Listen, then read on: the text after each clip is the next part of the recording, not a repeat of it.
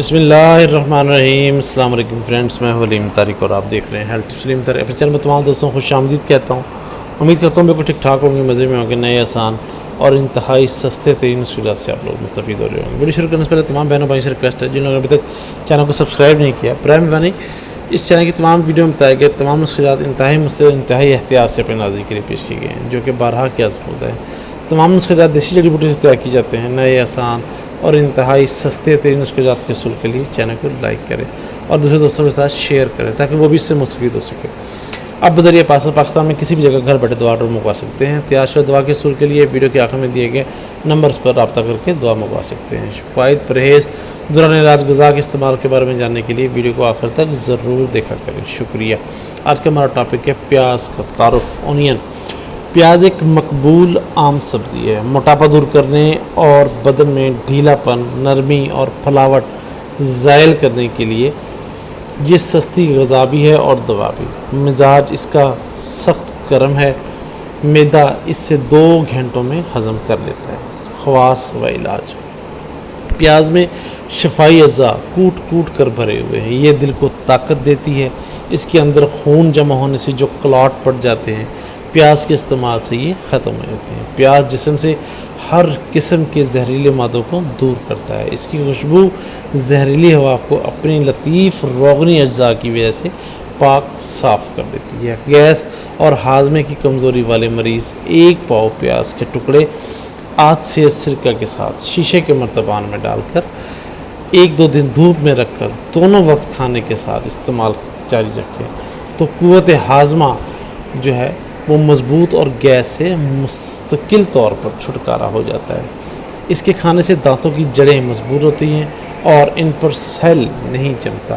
جب دل کے ارد گرد چربی جمع ہو جائے تو اس کی شریانوں میں کولیسٹرول جمع ہو جانے سے دوران خون میں نقص پیدا ہو جائے تو چند ہفتے جواہر مہرہ دورتی تک 1 چائے کے چمچے پیاز کے پانی کے ساتھ استعمال کرنے سے یہ خرابی بھی انشاءاللہ تعالی دور رہتی ہے۔ نیند نہ آتی ہو تو سونے سے پہلے پیاز کے استعمال سے نیند آنے لگتی ہے۔ پیاز کو سینک کراس کا رس نکال کر 5 بوند سے چائے کے چمچے تک پلانے سے بچے کے پیٹ کا درد انشاءاللہ ختم ہو جاتا ہے۔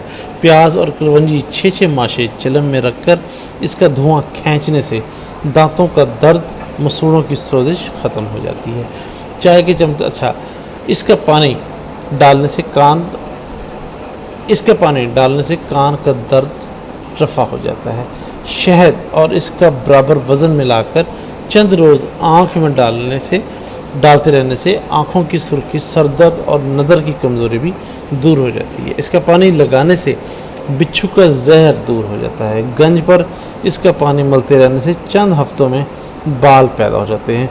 وہ بیویاں جو پریشان ہیں کہ ان کی شوہر جو ہیں وہ حق زوجیت صحیح طریقے سے ادا نہیں کر سکتے، ان کے لیے اسپیشل طور پر ایک نبی کریم صلی اللہ علیہ وآلہ وسلم کی ایک حدیث پیش کرنا چاہتا ہوں۔ آپ صلی اللہ علیہ وسلم کے پاس ایک بیوی گئی، انہوں نے کہا کہ میرے شوہر جو ہیں وہ میرا حق صحیح طریقے سے ادا نہیں کر سکتے، تو آپ صلی اللہ علیہ وسلم نے فرمایا کہ اپنے شوہر کو دن میں پیاز کھلایا کرو۔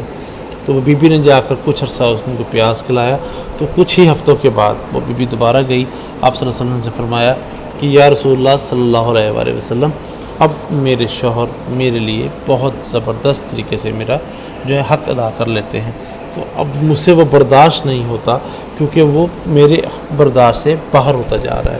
تو آپ صلی اللہ علیہ وسلم نے ارشاد فرمایا کہ اب اس کو رات کے وقت پیاز کھلائیں۔